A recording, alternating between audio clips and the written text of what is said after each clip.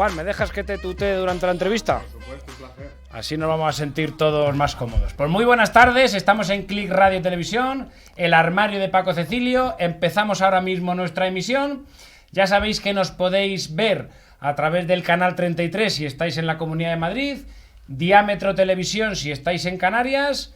Si nos queréis oír, 107.3 Radio Madrid Sierra, 107.7 Armonía Duero en Castilla León, Vicus Radio en Galicia, Turia 78 en la Comunidad Valenciana y para el resto del mundo, redes sociales de Click Radio y www.clickradiotv.com.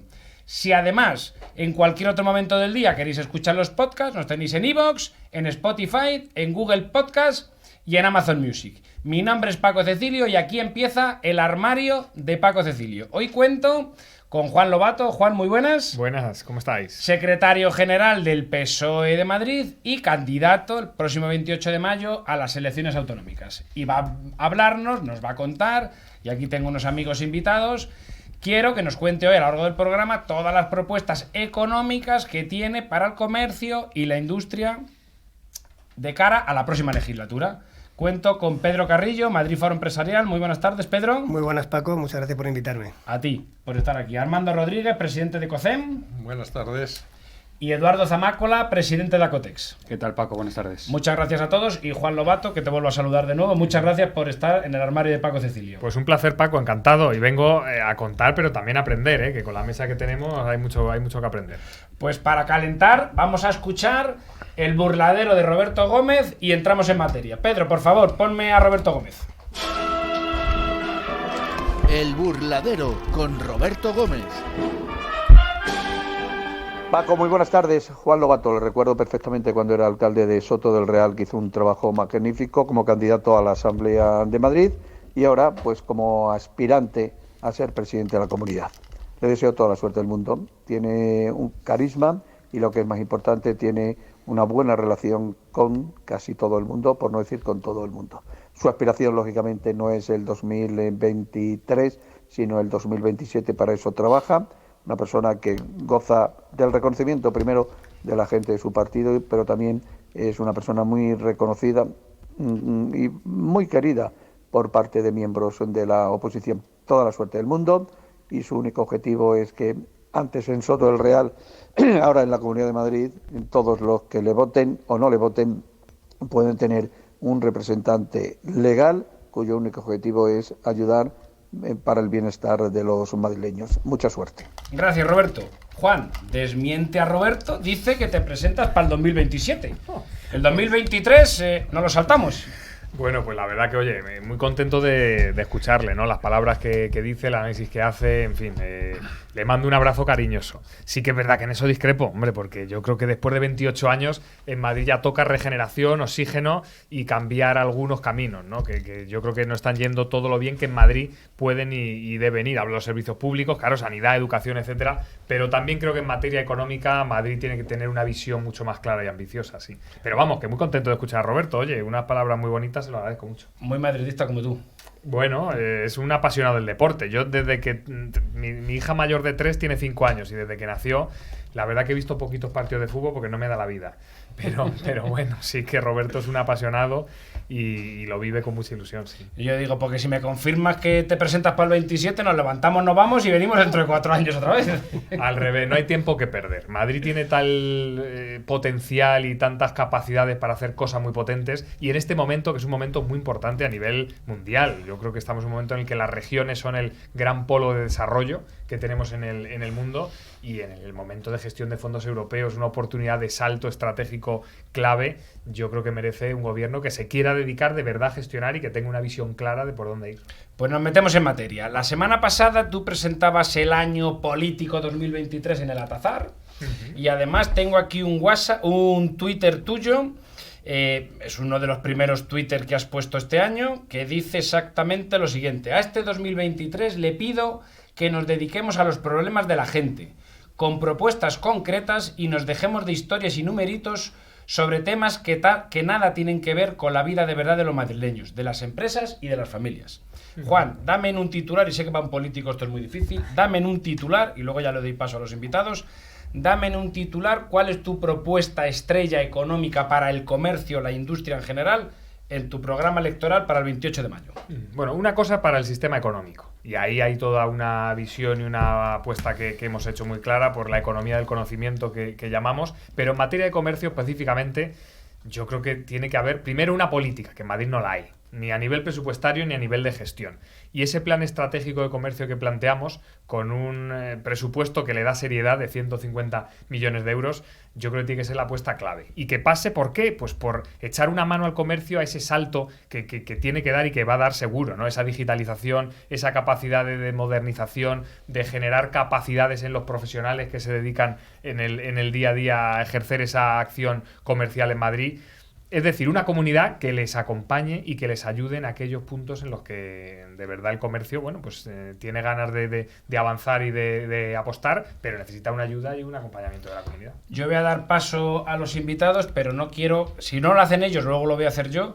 Quiero que, por ejemplo, nos expliques la maraña burocrática que supone, ahora no, luego no lo explicas, la maraña burocrática que supone cualquier subvención que hay que pedir, por ejemplo, ya que estás hablando de la digitalización, tal, el kit digital. Pero voy a dar paso primero por orden. Voy a empezar por mi derecha, Pedro Carrillo, Madrid Foro Empresarial. Juan Lobato, todo tuyo. Pues nada, un placer, Juan, encantado de poder estar aquí contigo. En calidad de representación de Madrid Foro Empresarial, bueno, si la conoces, es una asociación empresarial con más de 300 socios y evidentemente tenemos 20 mesas que de alguna manera abarcan todo lo que es el ámbito económico de la ciudad, ¿vale? Me han trasladado una serie de cuestiones, yo creo que los tiraríamos aquí toda la tarde. Entonces, evidentemente mi ámbito es más de industria y yo creo que aquí hay representación más potente de comercio y de otros sectores más concretos. Entonces, te quiero trasladar un par de cuestiones, o por lo menos voy a hacer una y luego dejo paso a mis compañeros. Perfecto. Enfocando a industria, si algo vivimos con la pandemia fue la necesidad de tener una industria sólida, fuerte y de alguna manera en casa. Tener la cercanía. El sector industrial nunca ha estado muy reconocido en la Comunidad de Madrid, si bien es cierto que tengo que reconocer que el gobierno de ahora con las Ketty está haciendo algunas medidas, está lanzando algunas ayudas y está de alguna manera más volcado con apoyar la industria de la Comunidad de Madrid. A mí me gustaría saber un poco qué valoración tienes, sabiendo que representa el 10% del PIB, que ha crecido este último año en 4,4%, que genera empleo estable, que son activos que se invierten y se quedan y que de alguna manera necesitan una financiación importante. Entonces me gustaría saber un poco cuál es tu visión, cuál es tu acercamiento al sector industrial y cuál es tu posición para esta campaña. Sí, señor. Muy buena pregunta. Además, me parece clave y es uno de los temas que más me gustan. Lo decías en tu intervención. Hoy la industria en Madrid es el 10% del PIB. Y el objetivo europeo es ser el 20%. Es decir, la capacidad y la ambición que debería tener Madrid en crecer en el peso de la industria en la economía madrileña tenía que ser ambiciosísimo, por las razones que has dicho muy bien. Y es que la industria precisamente lo que genera es empleo estable y de calidad. Porque cuando se hace una apuesta por una inversión en materia industrial, lo que se genera es estabilidad, desarrollo económico sostenible en sectores de valor añadido claves, que por lo tanto revierten en más capacidad de actuación del servicio público vía los impuestos que genera esa actividad económica. Por lo tanto es clave. Y el tener ese objetivo de subir al 20% del peso de la industria. Además, y lo apuntabas también muy bien haciendo referencia a la pandemia, la industria es la mejor vacuna contra los ciclos económicos. Cuando se produce un desplome de actividad económica, una crisis que puede ser por razones internas o externas, la industria es el sector que te hace aguantar el empleo y la actividad económica en un país. Y en este caso una región. Y cuando hablo de región, y te lo decía un poco en la introducción, y hablando de industria es clave, yo creo que hay que entender que en el mundo de hoy los desarrollos económicos no son tanto por países como por regiones. Es decir, hoy tenemos Singapur, tenemos California, tenemos Nueva York, tenemos Sydney y Melbourne, son regiones. Y Madrid es una región que tiene un potencial enorme para ser líder mundial, y lo digo sin cursiladas, para ser la mejor región del mundo en calidad de vida, en crecimiento económico sostenible y en cohesión social. No hay otra región con estas condiciones, pero apuestas como la industria es clave. ¿Cómo desarrollar eso? Hombre, yo creo que hay varios ejes fundamentales. Primero son las condiciones materiales. Es decir, que haya inversiones públicas que faciliten la llegada de industria. Por ejemplo, planes de mejora de polígonos industriales. Joder, pues que lleva muchos años abandonados, Pedro. Es que, de verdad, que esto lo llevamos peleando, que se pactó un plan de industria 6 meses antes de las elecciones del 19 y ahí está en el cajón guardado las carpetas. Condiciones materiales. Redes de datos, polígonos industriales que estén en condiciones, en fin, que funcionen. Segundo elemento clave, y te lo dicen todos los CEOs de grandes empresas, yo me hincho a visitar empresas y territorios y te lo dicen, tenemos un problema de falta de profesionales, clarísimo en Madrid. Cuando a la vez hay un desempleo juvenil aún alto en Madrid, 33.000 chavales este año que han querido hacer formación profesional y que la Comunidad de Madrid les hemos dejado sin plaza, o sea, es que han rellenado su ficha, joder, su matrícula y no han obtenido plaza, y a la vez nos dicen los CEOs de las grandes empresas industriales que no tienen jóvenes profesionales. Hombre, este triángulo no puede funcionar así en Madrid. ¿Cómo se rompe esto? La comunidad tiene una responsabilidad enorme. Nosotros presentamos hace 6 meses un plan de capacitación de 250.000 jóvenes en 18 meses. Y no hace falta ni FPs de 2-3 años. Si te lo dicen los agentes de recursos humanos de las empresas, dale un curso de 4 o 5 meses de capacitación. Si luego la formación se la voy a hacer yo en mi empresa. Pero darnos un mínimo de recursos a disposición. Eso es la clave para que decisiones de localización industrial en Madrid funcionen. Hoy la pelea no está tanto en competir fiscalmente, está en competir por el talento. Y esto te lo dice cualquier CEO o presidente de cualquier empresa industrial. Por lo tanto, apostemos por eso. Formemos a nuestros chavales que quieren formarse, que es lo que nos va a generar esa actividad económica y fijar en Madrid la industria, que es un eje clave. Y es una inversión por parte de la Comunidad de Madrid absolutamente autofinanciada. Tú pones esas 250.000 plazas de capacitación profesional y eso está pagado en 2 años. Con el empleo que vas a generar, con la actividad económica que eso genera. Si es que es automático, pero hay que tener la visión y detectar bien claro dónde está el problema y la oportunidad. Paso al otro lado de la mesa, presidente de Acotex, Asociación del Comercio Textil, Eduardo Zamácola. Bueno, Juan, yo lo primero es que quiero agradecer tu valentía. La valentía en general de los políticos, porque yo creo que estamos muy acostumbrados a meternos con ellos y luego no nos damos cuenta de verdad el trabajo que tienen estos señores por detrás, la dedicación que tienen y luego los frutos tan nimios que recogen, porque recibís muchas críticas. Muchas gracias. En esa parte, la verdad es que tienes mucho que ganar y poco que perder. Tienes una situación complicada para ganar las siguientes elecciones, según la introducción que ha habido por parte de Roberto. Es verdad que en Madrid, que es una región en la cual tú tienes que criticar la actual gestión, porque es lo que te toca para poder ganar las elecciones, luego si comparamos con el resto de España, pues es la región que económicamente mejor va del resto de toda España. Yo, dentro de esa dificultad que vas a tener para poder ganar las próximas elecciones, a mí me encantaría que cogieses mucha más fuerza de la que tienes ahora mismo, porque creo que es muy, muy importante que haya una oposición que tenga la fuerza suficiente para hacer daño y para controlar las cosas que se hacen. Yo una pregunta muy rápida y venía un poco con lo que decía Paco. Vamos a ver, el comercio en Madrid en particular, bueno, en España en particular, te voy a decir que estamos en una situación tremendamente complicada. Llevamos desde el año de la pandemia, la facturación cayó en torno a un 40%. El año siguiente, que pensamos que vamos a recuperar las cifras prepandémicas, cayeron un 16% adicional. Estoy hablando de comercio de moda, en comercio textil. Estamos a cifras que están por el 30% por debajo de antes de la pandemia.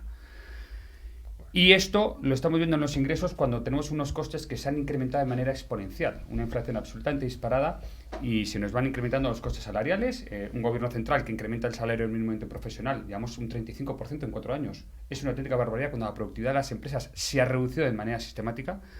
Y tenemos las ayudas que no están llegando por ningún lado. Y las ayudas, suelo hablar del gobierno central. Los gobiernos regionales tienen cierta potestad, pero es verdad que las ayudas de los fondos europeos, hoy hablaban de 28.000 millones de euros, creo que se ha dado solo un 11%. Estamos hablando de que se han quedado vacíos 25.000 millones de euros de los fondos europeos. Por las trabas burocráticas. Por las trabas que supone pedir cualquier subvención. Eso es algo que es inadmisible. Y eso es algo que el gobierno central, el gobierno regional, el gobierno local tienen que poner a disposición de las empresas de la forma más fácil posible. Tienen que dejarse los restos en eso. Entonces, mi pregunta va un poco por ¿qué es lo que tú puedes ofrecernos para que ese tipo de ayudas, el dinero llegue de manera efectiva a las empresas, que no se quede en agua de borrajas, en promesas incumplidas y que de verdad eso os pueda llegar para generación de empleo y generación de riqueza en la comunidad? Sí, señor.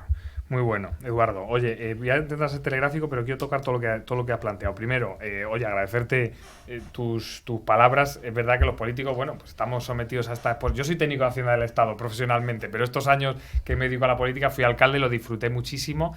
Tiene mucha exposición porque la farola rota, el bache, tal, y ahora lo que tenemos a nivel autonómico lo podéis imaginar, los periodistas con todos estos temas que están ahora de moda, ¿no? Pero también disfrutamos. No quiero tampoco que nos quedemos con una imagen, joder, ser candidato a la presidencia de la Comunidad de Madrid es un orgullo y se disfruta mucho y compartes espacios como estos con gente muy interesante de la que aprender, visitas muchas zonas de una región que es magnífica. Por lo tanto, oye, agradecértelo mucho. También te diré, mi papel no es criticar. En eso no estoy de acuerdo. De hecho, yo quiero ser presidente de la Comunidad de Madrid para lo que se hace bien en Madrid se siga haciendo bien, que hay cosas que se hacen bien. Lo que se hace regular lo mejoremos y sobre todo lo que es un desastre como la gestión sanitaria o la gestión educativa, a mi juicio, hemos hablado antes de esto, de la formación, se empiece a hacer bien de una vez, ¿no? Pero no es solo criticar, ¿no? Yo creo que eso también es importante porque no todo está mal. Entonces, eres la primera persona que debo decir eso y eso me encanta. Es una de las críticas que iba a hacer es, joder, alguna vez decir que el del otro bando ha hecho algo bien y que lo que vais a mejorarlo. Y eso es muy constructivo y muy enriquecedor. Pero sí es que además es la verdad, Eduardo, es que nadie hace todo mal y nadie hace todo bien. Si es que la gente no se cree nada. ¿Y por qué en la Asamblea de Madrid tenéis esas peleas, y esas disputas que los oyentes, los telespectadores y los ciudadanos disfrutamos mucho? Pero oye, reconocer lo que hace la oposición o el partido de enfrente no lo hacéis nunca. Pues no es mi caso. No es mi caso. Y yo he hecho intervenciones en la Asamblea de Madrid diciendo: en Madrid tenemos los mejores hospitales, los mejores profesionales sanitarios de España. Y eso yo lo he dicho en la Asamblea. Y otras cosas también. Digo, oiga, hay cosas bien, cosas mal, y vamos a corregir lo que está mal.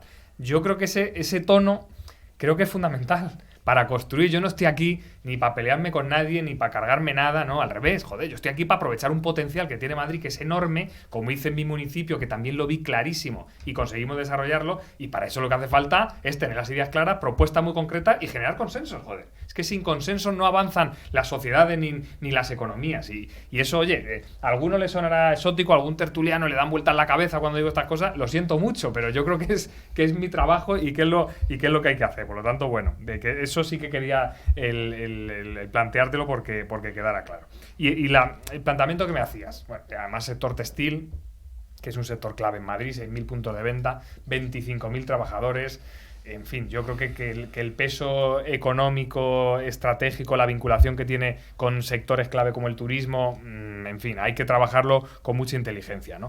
Pero el análisis que hacías y que yo comparto en parte de y lo decía Paco al principio, ese problema que tenemos en general en este país y en particular también en Madrid con ese exceso de burocracia.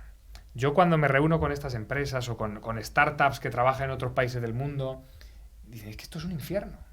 Y es que montar una empresa en Madrid y entrar en la rueda de darte de alta en los diferentes registros, en Hacienda, en tal, dices, es que cuesta tanto trabajo, te supone tantas trabas que al final cuando estás rindiendo cuentas a tu board en no sé qué país, te dicen, mire, ya nos ha contado 3 meses el mismo rollo, de que le falta el papel, el sello tal, vamos a ver si buscamos otro sitio. Entonces, esto no puede ser. No puede ser. ¿A qué ¿Y tú eso lo vas a abreviar? ¿Tú eso lo vas Es que no hay otro camino. ¿A solucionar? Es que no hay otro camino. Y es verdad que las administraciones autonómicas tienen gran parte de lo que es la gestión administrativa de muchas cuestiones. El gobierno central dicta la norma, las líneas de subvención, pero luego eso se entrega a las comunidades, que son las que se encargan de esa gestión. Y ahí es verdad que Europa fija algunas cosas, España fija otras, y Madrid, bueno, pues luego ejecuta todo eso. Pero hay mucho margen en las comunidades autónomas para facilitar a través de declaraciones responsables. Yo soy mucho más y lo hice en mi municipio, de que haya transparencia e inspección. Transparencia e inspección, pero no bloqueo. Es decir, oiga, aquí que no engañe nadie. Usted diga responsablemente qué es lo que quiere hacer y cómo, empiece a funcionar. Ahora, tengamos clarito que bromas cero, ¿eh? Bromas ninguna. Y si se produce una inspección que han de producirse y encontramos algo que no se debía y que usted está aprovechándose de dinero público, mintiendo en esa declaración responsable, va a tener consecuencias muy graves. Esa es mi opinión. Que marche, que funcione, pero con la seriedad de que detrás haya esto. Y bueno, yo creo que ese es el camino. En España, y una cosa muy rápida, ha habido un efecto péndulo, ¿no? El tema de la corrupción, que nos ha destrozado socialmente y políticamente a este país, por desgracia, durante muchos años, ha hecho, bueno, pues que ahora hagamos unas leyes de contratos en las que un alcalde, para comprar las cartulinas del Día del Niño, tiene que hacer 200 procedimientos administrativos con las firmas de 8 interventores, pero luego a la vez, para contratar en el Cendal 5 millones de euros en seguridad, se hace con un contrato de emergencia sin licitación pública. O sea, es unas contradicciones que no tienen sentido, ¿no? Y yo eso, vamos, en fin, lo he criticado y lo he puesto en valor porque el trabajo en muchas administraciones cuesta mucho precisamente por esto. No solo en el sector privado, también en el público.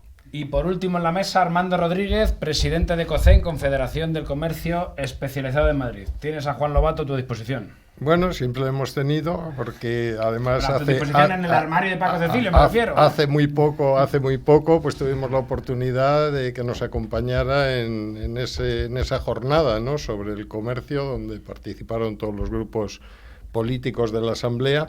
Y estuvo presente también Juan, y me alegra volver a verle, y sobre todo para hablar de comercio, que bueno, algo sabéis, porque no en vano ha habido varias participaciones y comparecencias nuestras en la Asamblea de Madrid, y donde además ha habido por parte de tu grupo pues alguna propuesta, una proposición no de ley respecto al comercio, que por desgracia pues no fue aprobada en sede parlamentaria.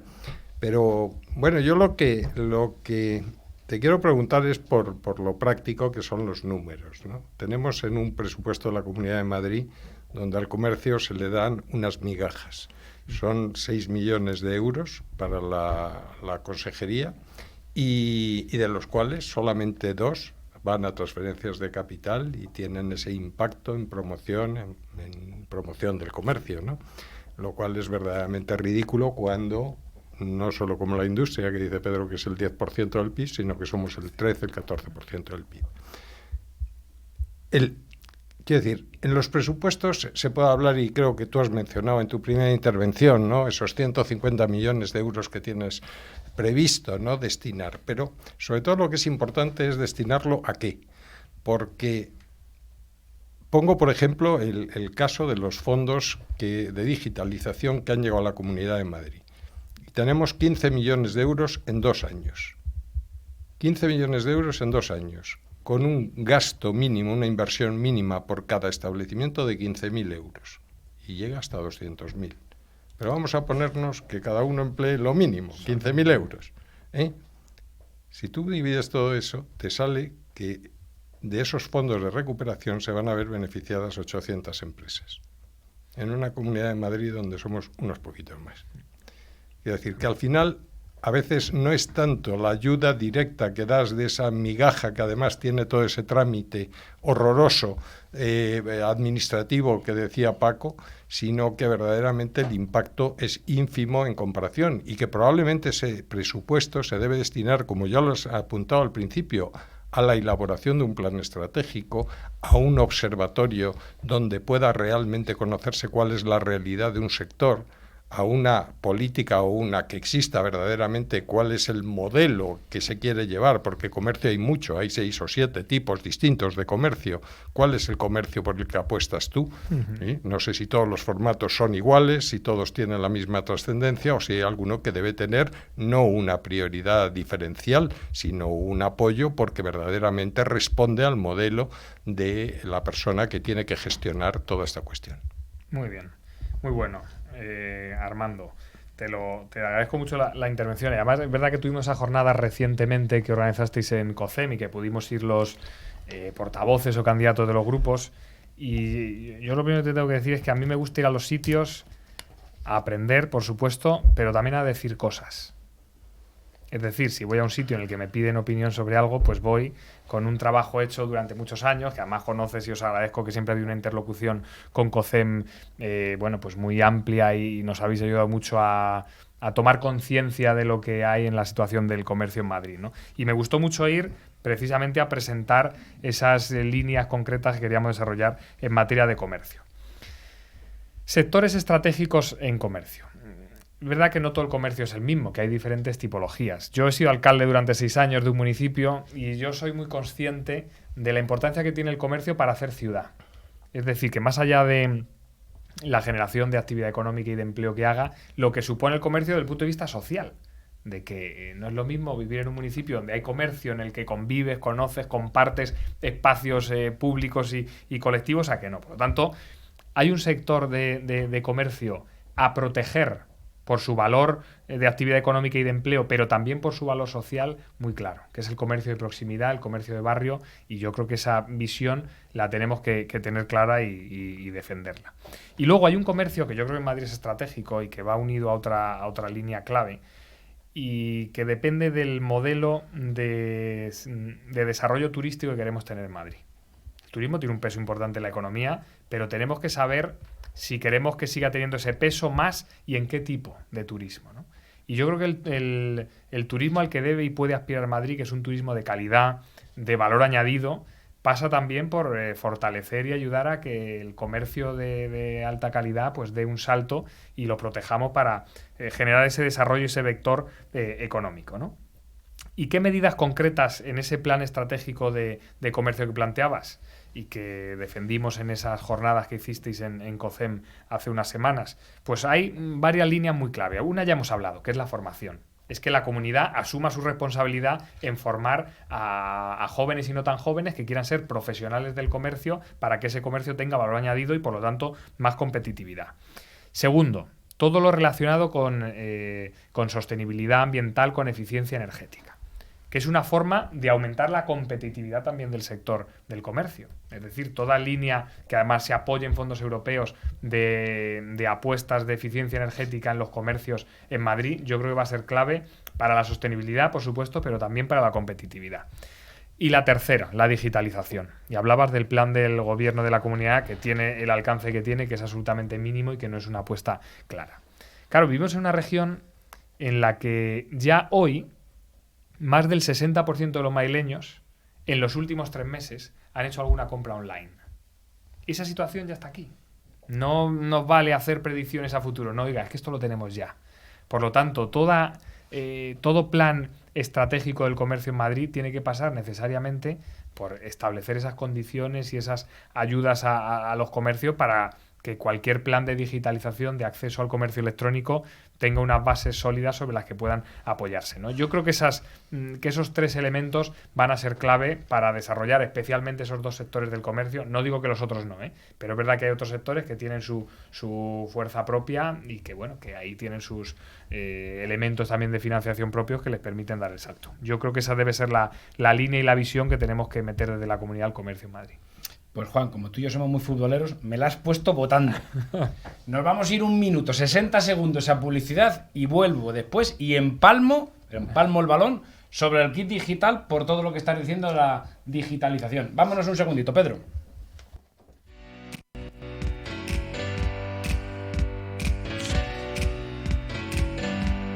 Paco Cecilio marca tendencia en sus colecciones. Estilo, elegancia y comodidad. El sentir británico con cuadros grandes y mucho color en americanas de lana y algodón. Una moda desenfadada y divertida. Paco Cecilio es moda hombre.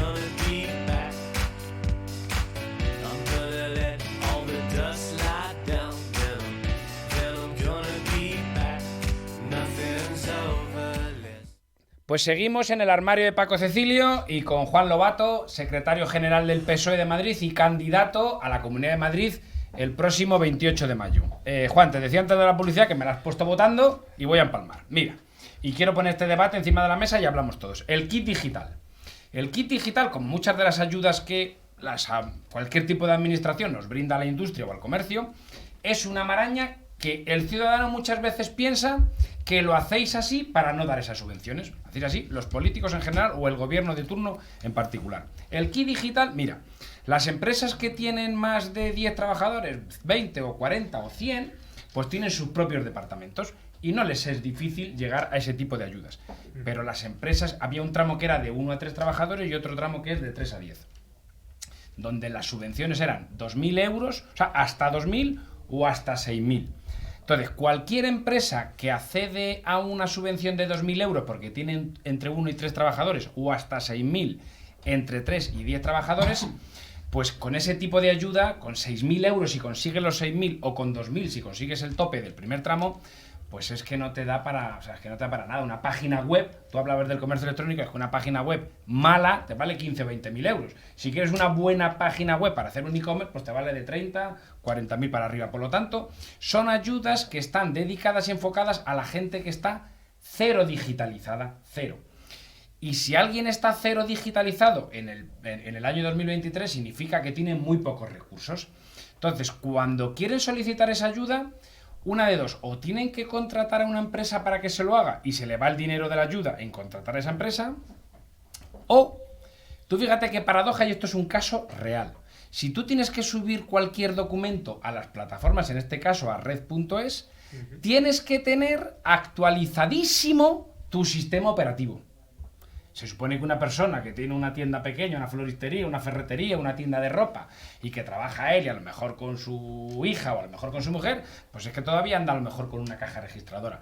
Por lo tanto, ¿cómo va a subir a esas plataformas cualquier documento cuando ni siquiera tiene ordenador?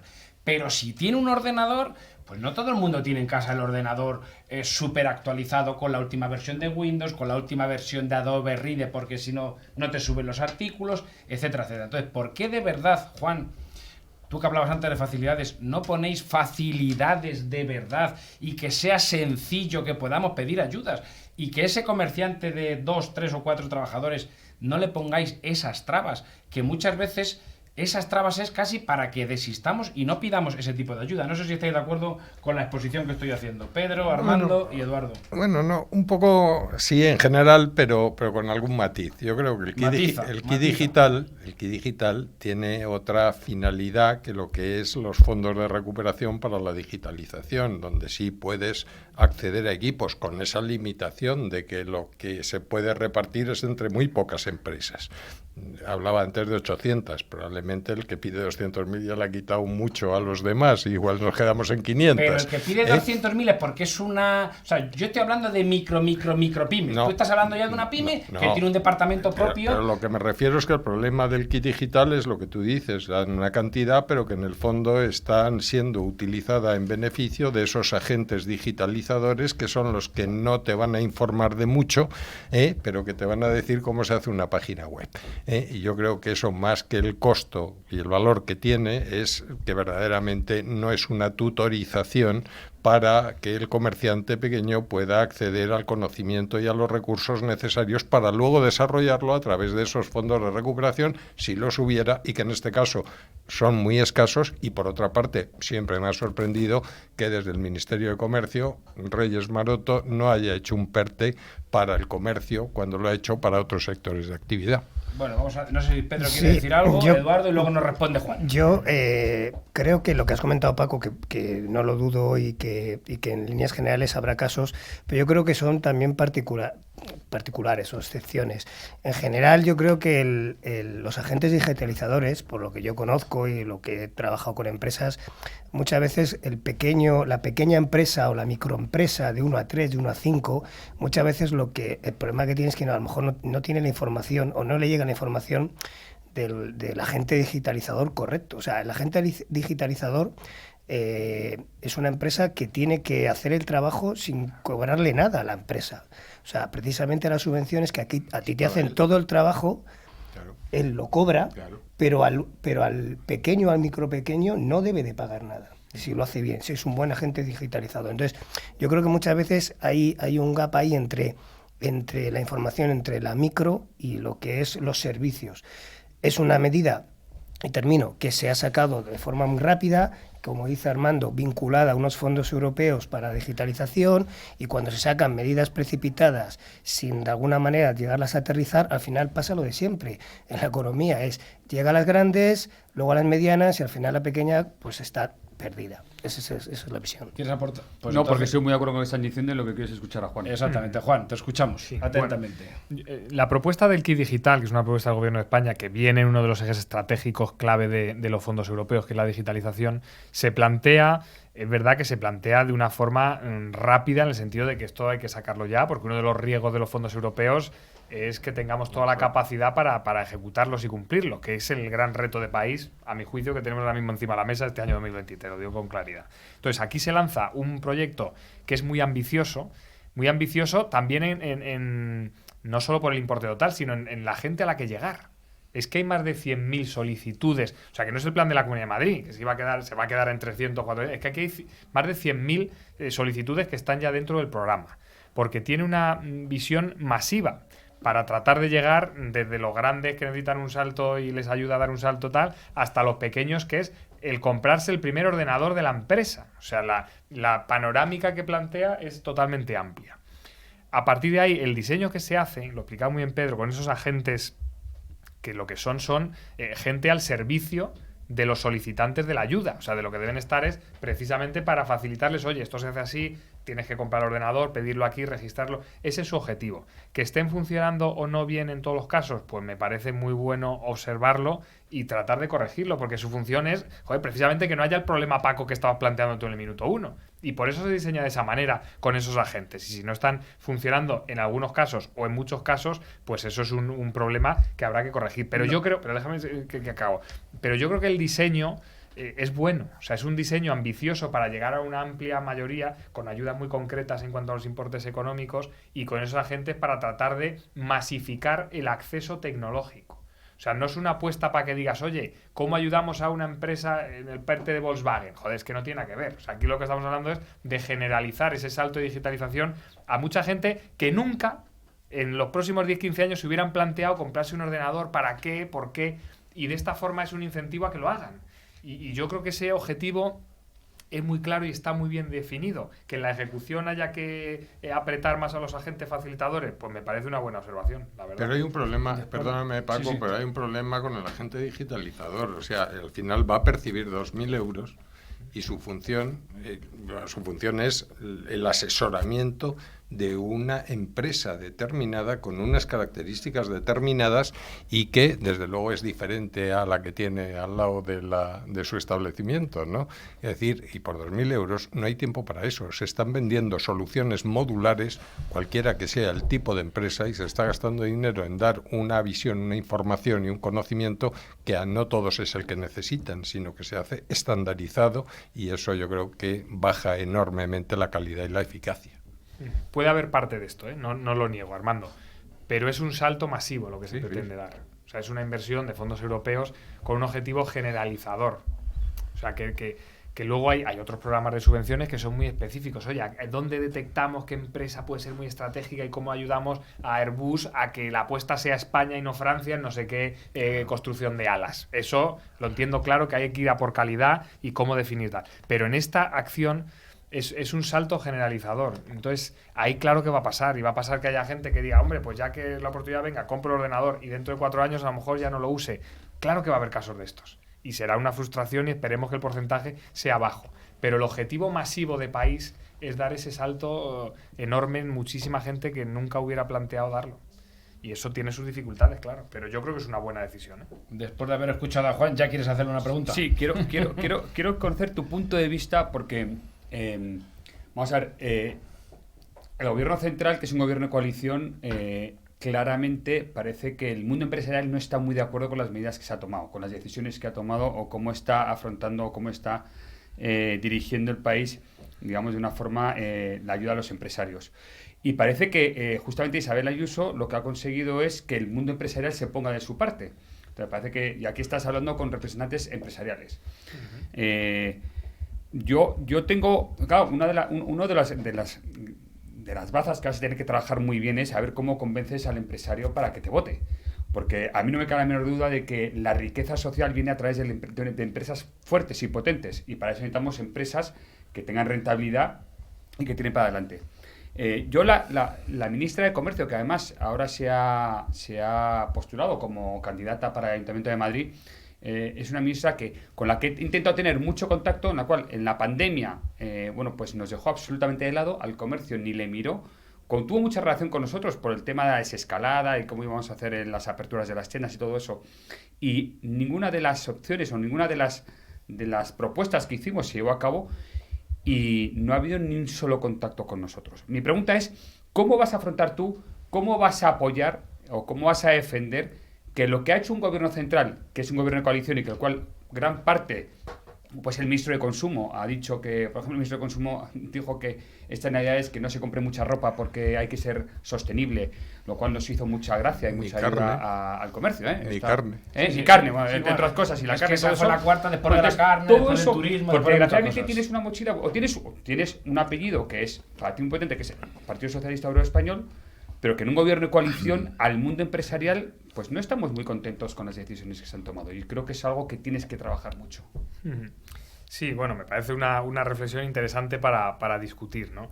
Yo, para empezar, yo no respondo por el ministro de Consumo, desde luego, pero sí que creo, hombre, yo creo que el gobierno, en materia de política económica, la gestión que se ha hecho en Bruselas del desarrollo estratégico económico de región, yo creo que ahí el peso que ha tenido España en las sabias decisiones que se han tomado esta vez sí en Bruselas es clave. Y yo creo que para el empresariado español la esencia de cómo va a ser sus futuros resultados y cómo están siendo ha dependido de esa decisión europea. Y yo creo que el peso ahí del gobierno de España ha sido esencial. La ministra que mencionabas, hombre, yo creo que la ministra durante la pandemia, vamos, se dejó la piel, entre otras cosas, en volcar la industria, en construir respiradores y en hacer mascarillas. Y yo creo que ahí la gestión y los resultados que tuvo fueron claves, ¿no? Y hombre, a nivel empresarial, durante la pandemia, el esfuerzo que se hizo con los ERTES, yo creo que se salvaron en este país muchísimas empresas gracias a unas políticas que fueron valientes y que, bueno, hubo que tomar decisiones complejas, pero yo creo que fueron en la buena línea, no solo de cara a los trabajadores, que al final iban a tener muchos de ellos protegidos su futuro con el desempleo, etcétera, etcétera, sino sobre todo de cara a salvar muchas empresas, especialmente pequeñas y medianas, que gracias a los ERTE se salvaron, ¿no? Por otro lado, claro, ¿dónde está la eficacia del gobierno de la Comunidad de Madrid de cara a los empresarios? Si es que en Madrid el problema es que no hay una apuesta económica, o sea, no hay una visión de a dónde aspirar. Es una región en la que, por desgracia, en los últimos años no sabemos muy bien qué queremos ser de mayores. De repente vino un gran empresario a montar una ciudad de Eurovegas y dijimos, bueno, pues nos convertimos en el casino de Europa. Ese empresario se fue y ya, bueno, pues ya no somos el casino de Europa. Hombre, yo creo que Madrid lo que merece y precisa, igual que otras regiones clave del mundo, como pueden ser Corea, Taiwán, Singapur, en fin, que han tomado una decisión clave de por dónde queremos que la economía regional vaya, eso es lo que falta en Madrid. Y hemos hablado antes de industria y yo creo que la apuesta clave en Madrid por esos sectores de valor añadido no se está haciendo. Y esos sectores de valor añadido son la innovación, el desarrollo del emprendimiento, esa economía del conocimiento, esos sectores que en Madrid puede tener un atractivo enorme para ellos, pero que deben tener ese acompañamiento por parte de la Comunidad de Madrid con esa formación de jóvenes en esa dirección, con apuestas también de inversiones materiales en el tema industrial que hablábamos antes. Yo creo que ese camino no se está haciendo. Entonces, yo tengo mi apuesta que es muy clara y que creo que Madrid merece que vayamos por ese camino porque tenemos un potencial gigantesco que no tiene ninguna otra región del mundo, y lo digo con claridad. O sea, una región como Madrid, que esté en Europa, que se hable castellano, que tengamos una red de infraestructuras, de redes de datos, de redes ferroviarias, la conexión que tenemos de alta velocidad, un gran aeropuerto, el peso que tiene la carga aérea en Madrid, la cultura, el turismo, el clima. Es que no hay otra región en el mundo. No hay otra, de verdad. Y lo que tenemos que hacer es sacarle todo el potencial, en vez de, bueno, tratar de estar en otras cosas que creo que no es lo que tocaba. Voy a poner encima de la mesa otro punto, otro tema del que tú has hablado antes. Estamos hablando de la competitividad de las empresas, estamos hablando de la riqueza del comercio, estamos hablando de crear puestos de trabajo, estamos hablando de crear valor. Y yo te voy a hacer una pregunta sobre el empleo juvenil. El gobierno central, del que el PSOE es mayoritariamente y gobernáis en coalición, hay una persona, Ione Belarra, que ha propuesto que a los jóvenes a partir de 18 años se les pague entre 700 y 1.400 euros Y yo me hago la siguiente pregunta. ¿Cómo vamos a decirle a un chaval de 20 años, cómo le vamos a enseñar a un chaval de 20 años el espíritu de sacrificio, el espíritu de lucha, el espíritu de entrega? ¿Cómo vamos a ser las empresas competitivas cuando el mensaje que trasladamos... y otro tema, el tema de las pensiones, que no hemos hablado aquí. ¿Cómo vamos a cobrar las pensiones los que tenemos cierta edad? ¿Y cómo le podemos transmitir a las empresas que pueden crear valor y competitividad cuando el mensaje que se lanza desde el gobierno central a un chaval de 20 años es: no trabajes, no te quites el pijama por la mañana, quédate en casa con el videojuego, que yo, para combatir la desigualdad, ha dicho Ione Belarra, te voy a dar 1.000 euros? Mira, yo cuando tenía 18 años iba a la universidad, trabajaba de camarero y estuve así 6 años. Ese es un mensaje, pero el gobierno central, el mensaje que ha dado es: cuando tú tienes 18 años, déjate de camarero, déjate de trabajar, que ya está aquí papá Estado. Entonces, ¿cómo vamos a fomentar que un chaval sea competitivo, espíritu de superación, espíritu de sacrificio, lucha, entrega, que las empresas nos podamos beneficiar y crecer de eso?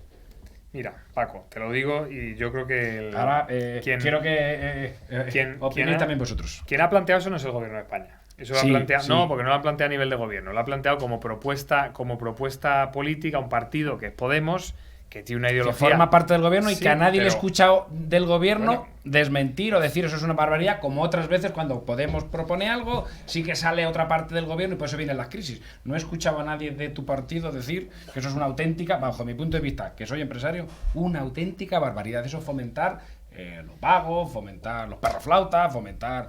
En fin... Yo así no lo formularía, pero como me estás preguntando a mí, te voy a contestar yo. Eso ha sido una propuesta de un partido, que es Podemos, que por cierto tiene una ideología distinta a la del PSOE. El PSOE es un partido socialdemócrata, europeo, moderno, que lo que busca es que a la gente le vaya mejor en la vida. Eso es lo que defiende el PSOE.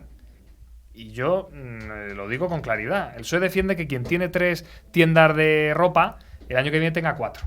Y que quien gana 20.000, 20.000 euros, el año que viene gane 30. Y que quien gana 70 el año que viene gana 80. Me gusta escuchar eso, Juan, tener... Me gusta escucharte eso, ¿eh? Y que quien se esfuerce en la vida le vaya mejor. Eso es lo que defiende el PSOE.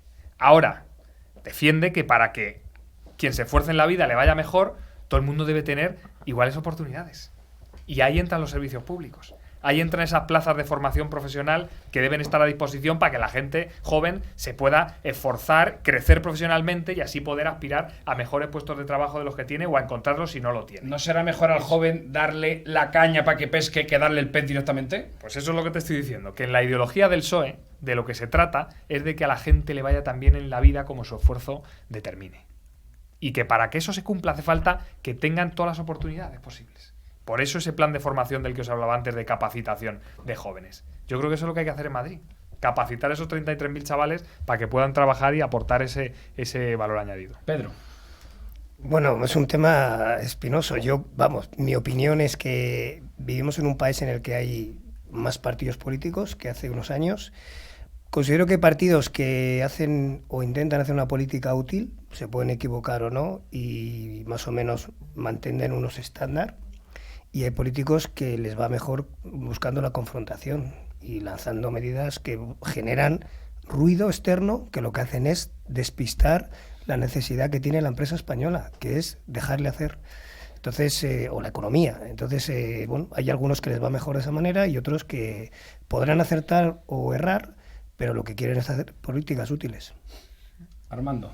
No, yo no soy partidario, ¿no?, de la política de subvención y de ayuda aquí, porque eso lo que lleva es eso, a repartir la miseria, que es lo que alguno de esos partidos pues debe tener como objetivo en la vida, sino en no hacer política de subvención ni dar más ayudas para cositas que al final quedan, como lo que hablábamos antes de los fondos europeos en las empresas, en esas cantidades, ¿no?, que queda diluido y que no tiene la eficacia que debe tener generalizada para dar precisamente una respuesta a la sociedad, ¿no?, porque al final lo que estamos haciendo cada día son más vulnerables a costa de las personas que están haciendo ese esfuerzo y que verdaderamente son las que tienen las dificultades para desarrollar su actividad.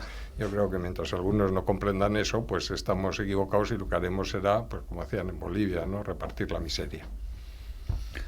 Yo creo que, tú lo has explicado muy bien, Juan, es verdad que hay un gobierno de coalición que el Partido Socialista es de una manera determinada, pero su compañero de viaje es de una manera, yo creo que mucho más radical que es lo que es el Partido Socialista. El problema de eso es que luego las decisiones son del gobierno y afecta a los que estamos gobernados, a los gobernados. Mi pregunta es, oye, ¿qué va a pasar si tú tienes capacidad para ganar en la comunidad, pero necesitas la ayuda de un partido político como de extrema izquierda, un partido político como puede ser Podemos, en el cual tú no estás muy de acuerdo con muchísimas de las decisiones que se toman y que pueda afectar a tu gobierno? Pues lo he planteado muchas veces, ¿no? Porque es una reflexión que hay que hacer. Yo fui alcalde, ganando las elecciones, la primera vez que fui alcalde por 11 votos populares.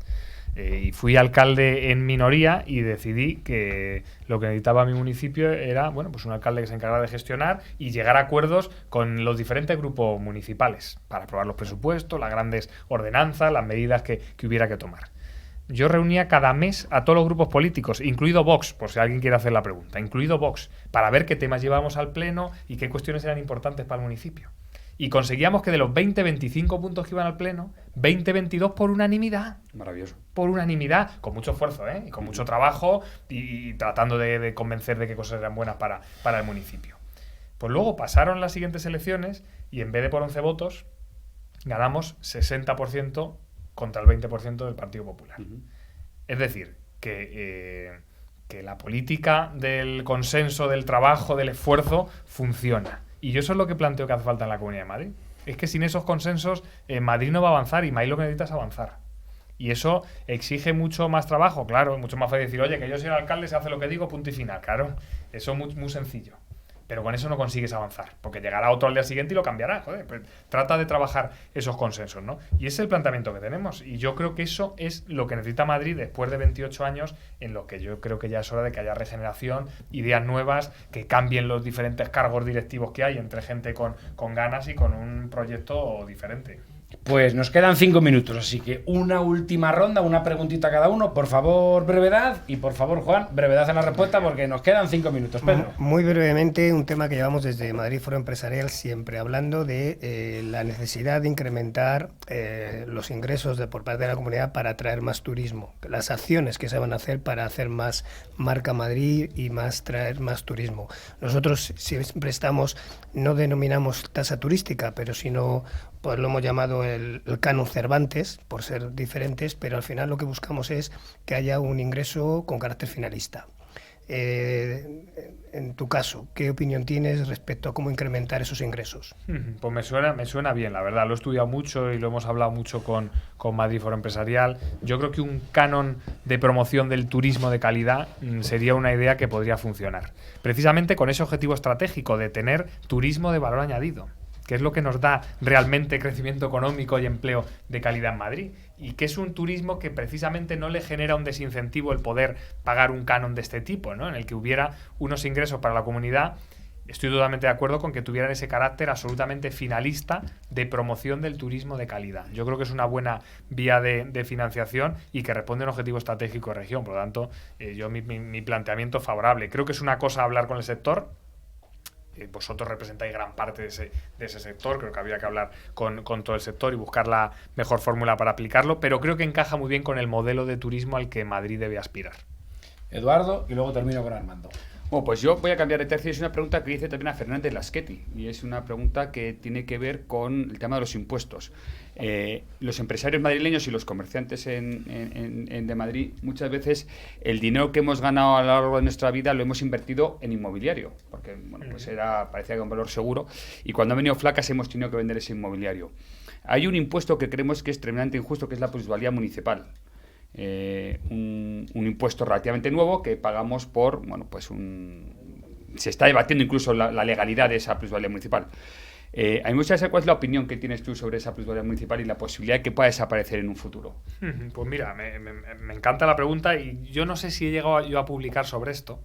Me acuerdo que he escrito bastante sobre esto, y no sé si he llegado a publicar o no, pero la plusvalía es un impuesto técnicamente, a mi juicio, deficiente.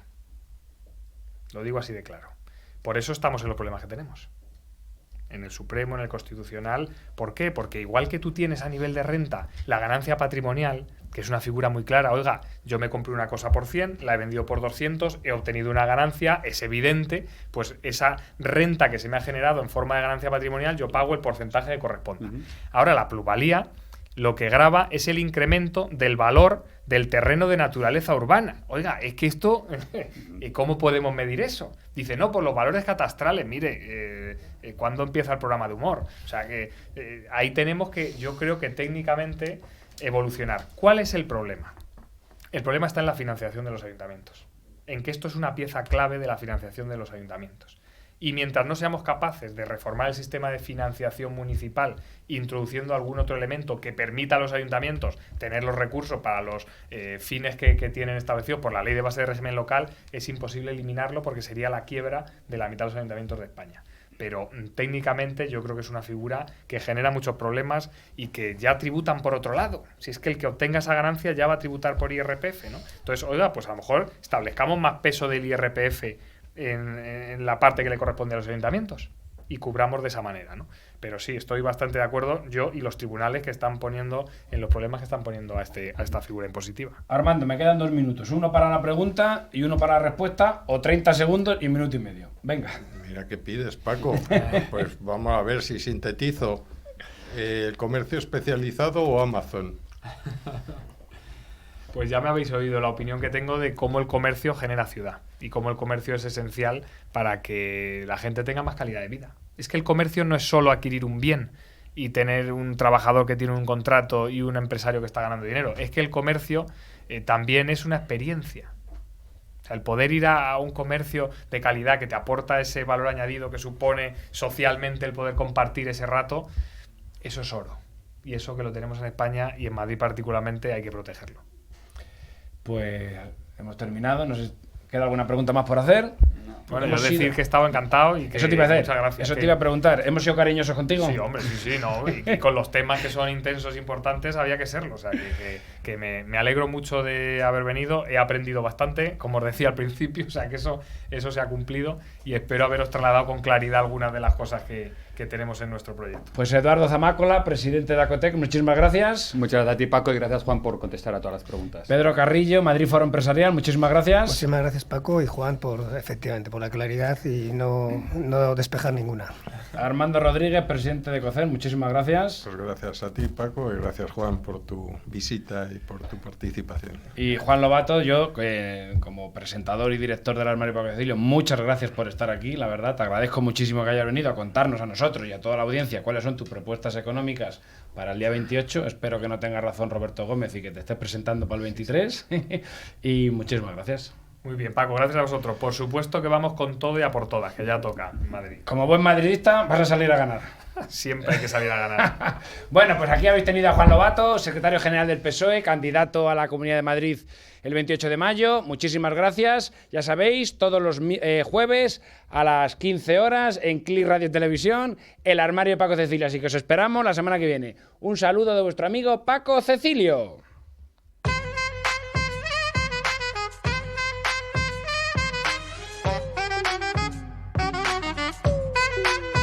Give it to me, I'm